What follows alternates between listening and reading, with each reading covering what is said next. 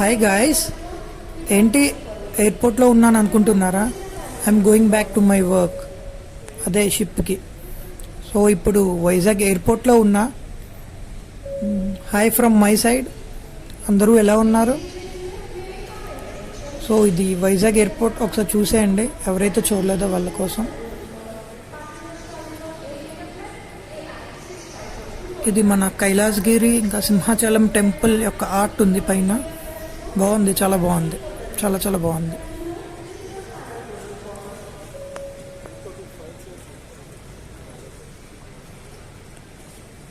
Actually నేను పొంగల్ తర్వాత join అవుతున్నాను.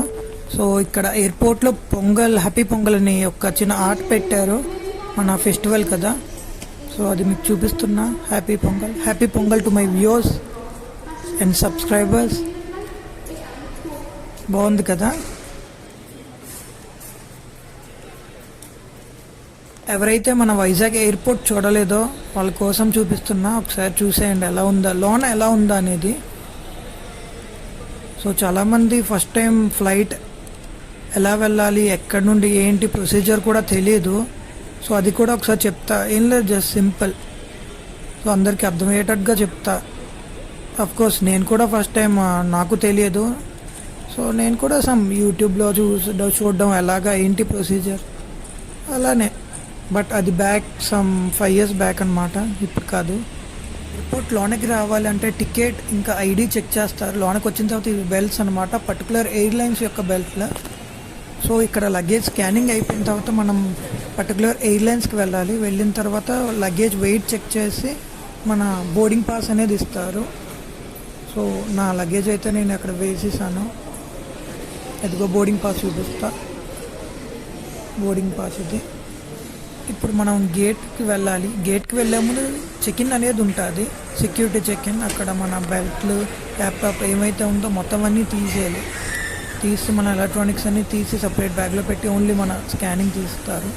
తీసిన తర్వాత ఇప్పుడు గేట్కి వెళ్ళిపోతున్నారు. నా గేట్ పైన అనమాట. పర్టికులర్ గేట్స్ అనేది ఉంటుంది, వే కూడా చూపిస్తారు, ఉన్నాయి వే ఇండికేషన్, డైరెక్షన్స్ అన్నీ ఉంటాయి. సో నేను అక్కడ పైకి వెళ్ళిపోతున్నా గేట్లోకి, అంతే సింపుల్.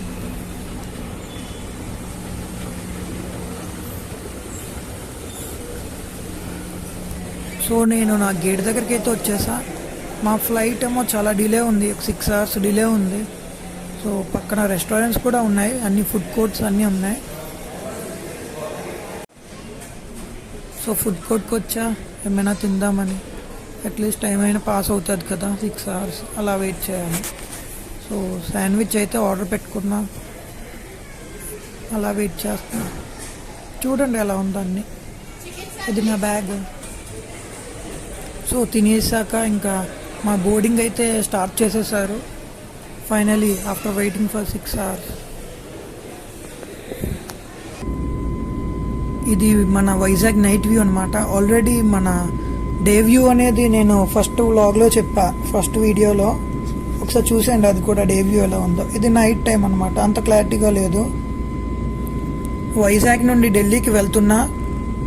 ఢిల్లీలో హోటల్ స్టే ఉంది నైట్, జస్ట్ ఫర్ 4 hours. ఒక 12 అయిందనమాట టైం ఇప్పుడు. మళ్ళీ 4 o'clockకి నా ఫ్లైట్ ఉంది ఢిల్లీ ఇంటర్నేషనల్ ఎయిర్పోర్ట్ నుండి ఈజిప్ట్ వెళ్ళాలి. Thank you guys, thank you for watching.